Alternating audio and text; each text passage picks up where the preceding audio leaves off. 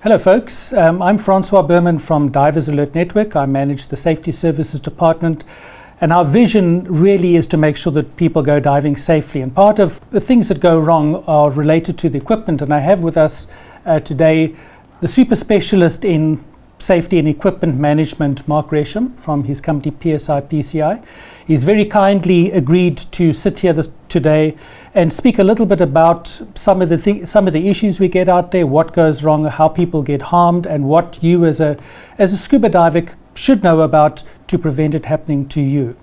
Okay, so Mark, you're very well known in the industry as somebody that focuses on cylinder safety.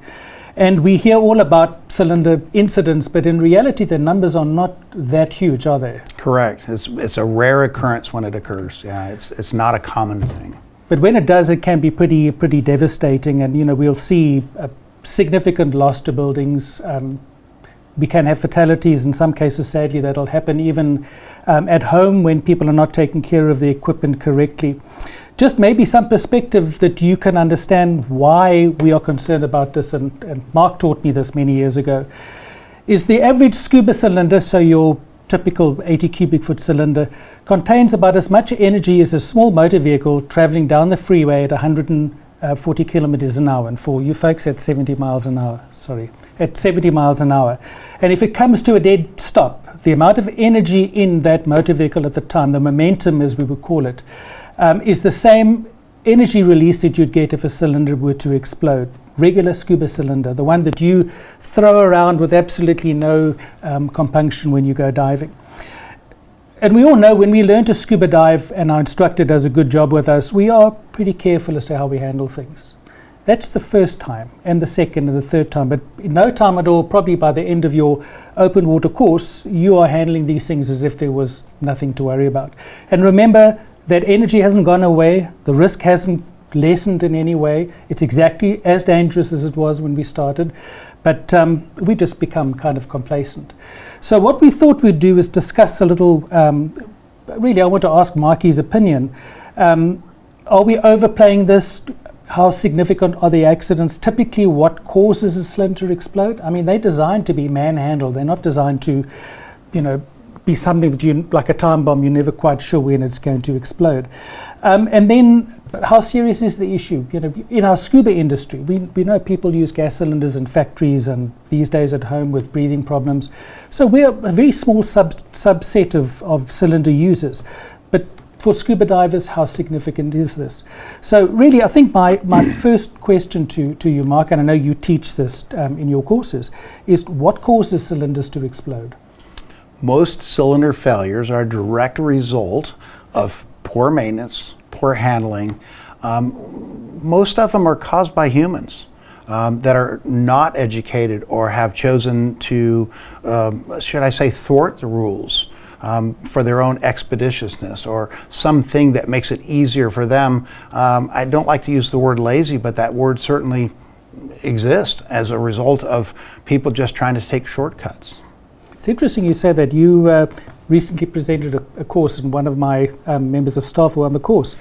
And when he got back to the office, he said to me, I have a 2,400 PSI cylinder, and I was told you can fill it to 3,300 PSI, no problem at all. I mean, that's a significant overpressurization of it. And of course, you do that to extend your time underwater. So I think the point is that divers really need to know what to read on the cylinder, what it really means to them, right?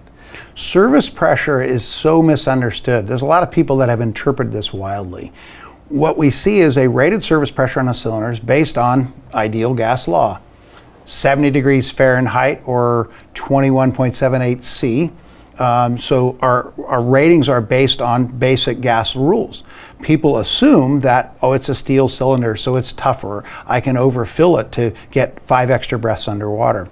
One of the jokes that I like to say is if you have customers that always want to overfill cylinders, then you're not very good at sales. You should sell them a larger cylinder. Overfilling cylinders is just wholly dangerous.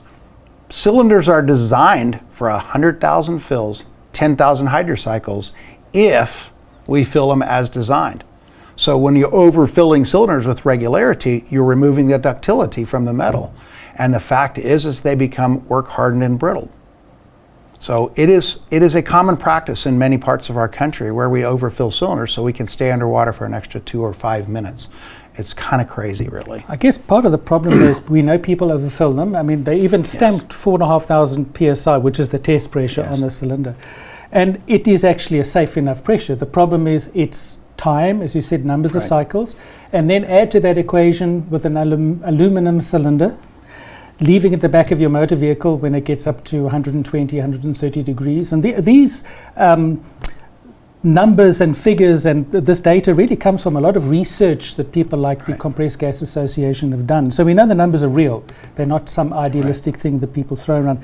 But so if I had an aluminum, I apologize, Mark, 80 in the back of my car, what role does the temperature play in making that cylinder weaker? Aluminum, or correctly pronounced aluminium, well, us Yanks have messed that word up. The fact is that a 200 degree Fahrenheit trunk or boot, depending on where you are in the world, you can have degradation up to 10% of the aluminum. And you imagine storing your cylinders in this heat wave that we've had recently in the trunk of your car, and you just ignore them day after day after day. The certain cylinder's structural integrity is degraded, and it is permanent. It is not something that is reversible. Now, to some extent, the design takes care of this, right? I mean, yes. They tend to over-design them, but that doesn't give us license to abuse them. And I think a combination of being lazy, forgetting them in your trunk, having them overfilled because we want to squeeze a bit of extra air into the cylinder, that really causes it to weaken, and eventually you become the statistic, and that day is not a good day for you. So, in your experience, and I know you get called in to investigate and give your expert opinion on many of the accidents, you've shared them with me over the years. Typically, when a cylinder explodes, what happens? What does it look like? Does it fragment into tiny pieces, or what do you normally see? Recently, we had an aluminum cylinder in the oxygen cylinder business that ruptured, and it ruptured into 16 pieces. We know that failure was a direct result of compression, heating, and a fire and explosion. The cylinder alloy was weakened so quickly that it fragmented in pieces. Most aluminum cylinders will not fragment in pieces when they rupture. An overfilling issue typically doesn't cause a cylinder to rupture in many pieces. It'll just open or split the sidewall of the cylinder as designed. All DOT cylinders are designed not to fragment, or a lot of people use the incorrect terminology, shrapnel or fragments. But the fact is that they're designed not to do that. How do we get them to break in a bunch of pieces? Well, we do things like, for example, they've been heat damaged, or they've had rough usage, or they have mechanical corrosion or mechanical damage on the cylinder sidewalls, the weakest part of the cylinder. And when you overfill them or fill them very rapidly or fill them so rapidly, like with nitrox, you can cause a compression heating fire. Then they will fragment into many pieces. Yeah. I'm an engineer, so from the design side of it, they're designed to non-fragment, they're designed to burst. But as we've seen, sometimes they're big pieces that come off, and sometimes it goes into much smaller pieces. Would you say that there's some degree of culpability from the manufacturer's quality control, that they're not managing the process, or do you think that they're pretty consistent with how they make cylinders? Is there something that the diver needs to be worried about buying cylinders of different brands and so on? I would say across the board, the cylinder manufacturers are building the best cylinders we've ever had, especially with aluminium. I see the quality, or I've seen the quality in my lifespan increase. Safety margins are increased. Cylinders are very good today compared to what they used to be. What I see is a lot of people that take that for granted, thinking then it's a higher quality cylinder so I can abuse it more, when in fact we probably shouldn't do that. It's a pressure vessel, has a lot of energy as you described. It's one of those things where we want to keep the energy on the inside of the cylinder, not on the outside of the cylinder. And how we handle them. I've seen people get off a dive boat, and I've seen them throw cylinders like cordwood, and they're stacking cylinders up in a pile where they're just throwing them. It's a foolhardy practice. It is. Yeah. I mean, it's not likely to explode unless you do it from an elevated height. What's more likely to happen is it'll fall on its side, damage the valve, and then you're going to get a valve related pressure escape and cause a lot of damage from that too. So if you were to summarize really for the diver out there, what should the scuba diver be bearing in mind about taking care of his, we'll just divide this into two, taking care of his cylinder that belongs to him or her, or the cylinder that they are renting from a equipment rental company? Well, we all know that rental equipment is not treated very well. I could give you case in point studies of cars that I have rented in the past. A long story short, cylinders, if you own cylinders, the primary thing you can do is, one, no rough usage. Number two, wash your cylinders with fresh water. We see people that go diving, use their cylinders correctly, not overfill their cylinders, but they never wash the cylinders. And the salt water is there in a humid environment like we have here in North Carolina. The salt air, or the salt on the cylinder, the moisture in the air, causes them to continue to corrode. Washing cylinders is after the diving day is actually paramount to their longevity. Especially if they have a boot on the bottom. Exactly. Right? Steel cylinders. Yeah, we did an experiment at PSI some years ago, or our founder Bill High did, and we found that even well-draining boots will hold moisture up to 30 days. Yeah. That fortunately is the damage you can see. The bigger issue, of course, is the damage you can't see on the inside. So if I were renting a cylinder, okay, and I'm now in charge of the cylinder for my dive, what should I look at on the cylinder apart from the obvious? I mean, if it's got a ding in it, or a scrape or a scratch, what's leaking, clearly I know not to use it. But we've got these numbers on the crown of the cylinder, and they're there for a reason. And for me, perhaps as the uninformed, what part of that should I really, the minimum part of it should I be aware of? Well, the crown markings of a cylinder are established by the United States Department of Transportation or a conformity European, wherever the cylinder is made. And those numbers will tell you when, number one, when it was produced, and that's the day at which we start our clock for our hydro periods or hydro requalification and our visual inspection. Usually a visual inspection is a label on the cylinder. Although labels are not required, it's an industry practice and pretty much followed. So on the crown of the cylinder here in the United States, hydro periods are every 5 years. Can we hydro it more often? Sure. If we think there's an issue like exposure to heat or something like that, we would certainly want to discover that, and hydro is the best way to do that. Then visual inspection is usually a sticker or label on the side of the cylinder that says the date in which it was performed, and according to CGA publication P5, we shouldn't exceed a year on our visual inspections because of rough usage and corrosive environments. Well, salt water is obviously a corrosive There's environment. one proviso to that, though, which you explained very eloquently to someone the other day. So I have a cylinder, it's 4 years old. So it was visual 3 years before. I've never emptied it.